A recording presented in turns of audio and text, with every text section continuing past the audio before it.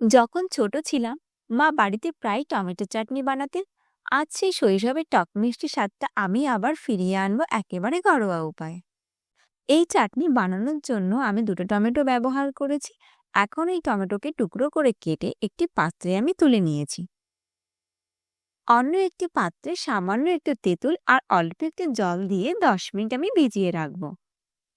নিয়েছি বেশ কিছুটা কাজু আর কিশমিশ। এখন এই কিশমিশটাকে অন্য একটি পাত্রে নিয়ে একটু জল দিয়ে ভিজিয়ে রাখতে হবে। এবার কড়াইতে অল্প একটু তেল দিয়েছি। তেল গরম হয়ে এলেই ফোড়নের জন্য একটা শুকনো লঙ্কা আর 5 ফোড়ন ব্যবহার করেছি।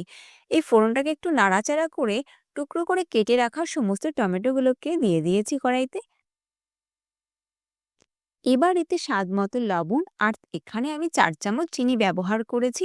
আপনারা যেরকম মিষ্টি খেতে পছন্দ করেন সেই অনুযায়ী চিনি দেবেন। লবণ এবং চিনিকে টমেটোর সাথে ভালোভাবে মিশিয়ে নিতে হবে।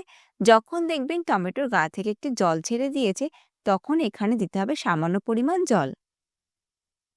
এই সমস্ত উপকরণ ভালোভাবে ফুটে এলেই এখানে অ্যাড করতে হবে আগে থেকে ভিজিয়ে রাখা তেঁতুল জল আর ভিজিয়ে রাখা কিশমিশ আর কাজুগুলোকে দিয়ে ভালোভাবে নাড়াচাড়া করে ফুটিয়ে নিলেই তৈরি হয়ে গেল টক মিষ্টি টমেটোর চাটনি।